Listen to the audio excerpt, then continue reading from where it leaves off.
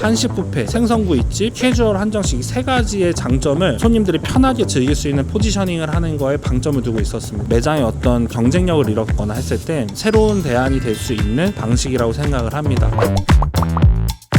안녕하세요, 공간 디렉터 김도입니다. 오늘은 동두천에 뗏마루 참숯으로 구운 고등어 생선구이집 브랜딩 얘기를 하러 왔습니다. 지금 와 있는 곳은 동두천 지행역이고요. 여기는 이제 주거 인구랑 근처에 근무하시는 분들이랑 섞여 있는 상권입니다. 기존에 있던 생선구이 집들이 가지고 있었던 형식은 사실 화덕을 활용한 생선구이집이 많은데요. 교육이라던가 운영하시면서 아무래도 난이도가 있는 편입니다. 그래서 저희는 이거를 오히려 한국 사람 전통의 참숯으로 구운 고등어로 이야기를 풀어봤고요. 브랜드 클라이언트가 가지고 있는 장점들이랑 가족의 이야기들을 브랜드에 녹여서 한번 만들어봤습니다. 이 브랜드의 특징은 사실 어떤 한 개인의 이야기보다는 한식, 그중에서 생선구이라는 장르이기 때문에 기존에는 화덕 이야기 뭐 이런 이야기들 많이 하지만 가족의 이야기, 이 불경기일수록 따뜻한 가족, 모성의 이야기들을 많이 넣으려고 했습니다. 브랜드는 하나의 언어를 가지고서 이야기를 해야 된다고 생각을 하는데 처음부터 끝까지 이번 뗏마루는 본인의 외할머니가 운영하셨던 식당을 방문했을 때 외할머니가 차려주셨던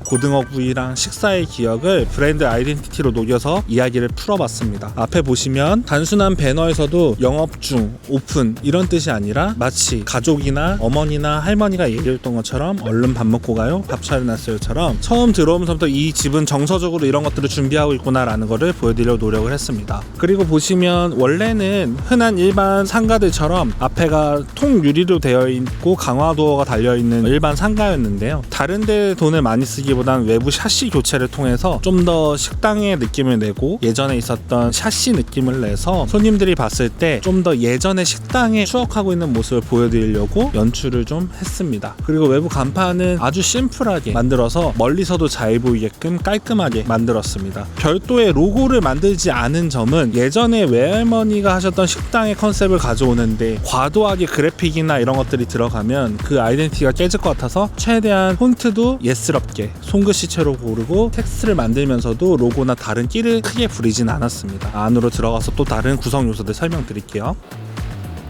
안으로 들어오시게 되면 가장 먼저 보이는 게 카운터 부분인데요. 이게 숯으로 되어 있는 옛날 외할머니 댁이나 시골집에 가면 있는 수석이라던가 참숯 오브제를 저희가 당근에서 구해가지고 코스 앞에 구해놨습니다. 매장명이 뗏마루 참숯으로 구운 고등어이기 때문에 오브제에서 숯이라는 것을 자꾸 인식시켜 주려고 일부러 이렇게 준비를 해봤고요. 전면에 보시게 되면 가장 신경 쓴 사이미지 부분인데요. 첫 사진은 실제 운영하시는 클라이언트 이병진 대표가 참숯으로 생선을 굽는 모습, 그 다음에 실제 별을 재배하고 계신 본인의 아버님, 그 다음에 어머니와 딸, 어머니와 누님이 같이 반찬을 도와주고 계시기 때문에 이 부분을 같이 녹였습니다. 저희가 메뉴 사진 촬영할 때 같이 인물 촬영들이나 가족 사진도 촬영을 해서 브랜드 이미지 활용에 적용한 예입니다. 말미에 앞에 보여진 사이니지에서 귀결되는 내용을 우리 가족 모두의 정성을 담아 맛있게 차려드립니다. 고객이 이 사이니지의 암시들을 통해서 온 가족의 정성이 담긴 음식이라는 걸 인지하도록 한 거죠. 사실 클라이언트가 젊은 남자 사장님이기 때문에 한식을 판다고 했을 때 어떻게 보면 약간 불신하실 수도 있거든요. 그런 것들을 내부에 들어오자마자 강제로 주입시켜서 그런 불신을 가지지 않도록 오히려 더 신뢰를 하시도록 만들었고요. 이쪽에서 보시면은 귀여운 오브제들이 올라가 있는데 제가 레트로한 감성을 만들 때 쓰려고 가지고 있었던 오브제들을 위에다 올려놨습니다. 빨간색으로 되어 있는 덩어리는 핑크 솔트 아염 덩어리고요. 직접 재배하신 마늘, 그 다음에 또 아염을 올려놨는데요. 이쪽에도 보시면은 우리가 사용하는 주요한 식재료인 마늘하고 고추를 병에 담아서 우리 재료들을 오브제로 삼았습니다. 이건 좀 재밌게 만들어 본 건데 시골집 가면 수석 같은 게 항상 있잖아요. 그걸 살려면 너무 비싸서 어항에 들어가는 인조 조경석을 여기다 넣어서 저희가 이렇게 만들어 봤습니다. 그 아래 보시면 당금주가 이렇게 다양하게 준비되어 있는데요. 이것 또한 역시 옛날 시골집에 가면 있는 당금주의 정서를 가져와서 옛 추억이 생각나시게끔 브랜드 스토리랑 몰입이 되게끔 만들어 드렸고 고객과 브랜드가 함께 익어간다라는 의미도 있습니다. 그래서 오픈 1주년이 됐을 때 손님들이랑 같이 나누겠다라는 이야기를 클라이언트가 계속해서 노출시키고 있고요. 고객들 입장에서는 이게 익어갈수록 자기랑 같이 나눌 시간도 다가온다는 의미도 되겠죠. 그래서 자꾸 브랜드의 몰입도에 도움이 될 수 있는 오브제들을 같이 넣어놓은 상태입니다. 그래서 이 벽에서 상당히 느낌을 내려고 많이 노력을 했고요. 위에 보시면 참숯에 구워야 진짜 생선구이다라고 써있는데 아무래도 화덕구이 생선이 요새 너무 많은 상황이에요. 그 상황에서 그런 대형 화덕구이들이랑 경쟁을 하기 위해서는 비슷하게 따라하기보다는 그들과의 차별점을 장점이라고 부각을 해야 되기 때문에 참숯에 구워야 진짜 생선 생선구이다, 마치 참숯에 굽지 않은 건 가짜 생선구이다 라는 식으로 부정적 인식을 살짝 유도하는 거죠. 그러면서 비교급으로 우리는 정통성이 있다라는 거를 브랜드 언어로 하기 위해서 슬로건을 참숯에 구워야 진짜 생선구이다 라고 이렇게 했습니다. 그리고 여기 보시면 이제 추가 밥국, 마치 한식 뷔페처럼 편하게 밥이랑 국이 부족하신 경우에 누구든지 편하게 드시라고 해놨고, 이 언어 자체도 셀프 밥국이라고 써놓은 게 아니라 조금 부족하셨나요? 마음 편히 넉넉히 떠서 편하게 드세요. 맛있게 많이 드셔주시는 게 저희의 큰 행복이에요 라고 해서 안내문 하나하나도 다 브랜드 언어를 녹여놨습니다. 그리고 이쪽에서 보시면 숭늉이 준비되어 있고요. 이쪽에는 주전부리, 지금은 겨울이라서 마실거리를 숭늉으로 대체해놨고요. 조금 날씨가 풀리면 그때는 헛개수라던가 아니면 새싹보리차 같은 것들로 다양한 음료를 식사 중에도 드실 수 있도록 준비를 해놨습니다. 그리고 반찬 지역을 볼 텐데요. 주문을 하시면 저희가 테이블로 이렇게 9칸 접시를 가져다 드리고요. 셀프 반찬이 아니라 반찬 담음터라고 표시되어 있는 곳에서 9칸 접시에 필요한 반찬들을 다양하게 담아서 테이블로 가져가서 드시게 되는데요. 반찬의 어떤 구성이라던가 이런 것들은 마치 집반찬처럼 편하게 준비했고, 만드는 과정들도 어렵지 않게 저희가 레시피를 다 만들어 드려서 굳이 제품 반찬을 많이 쓰시지 않더라도 편하게 준비할 수 있도록 해놨습니다. 여기에 보시면 이제 저희의 킥인데 땐마루 장독대라고 해서, 사실 생선구이집이 차별화 줄 수 있는 요소가 많지 않습니다. 근데 저희는 그럼 찍어 먹는 소스를 본인이 먹고자 하는 방향에 따라서 조합을 해서 먹을 수 있음으로 인해 맛에 대한 불평도 없어지도록 짰습니다. 그래서 여기 보시면 젓갈도 있고 마늘, 고추하고 그다음에 추천 조합도 해놔서 손님들이 다양한 경험을 할 수 있고,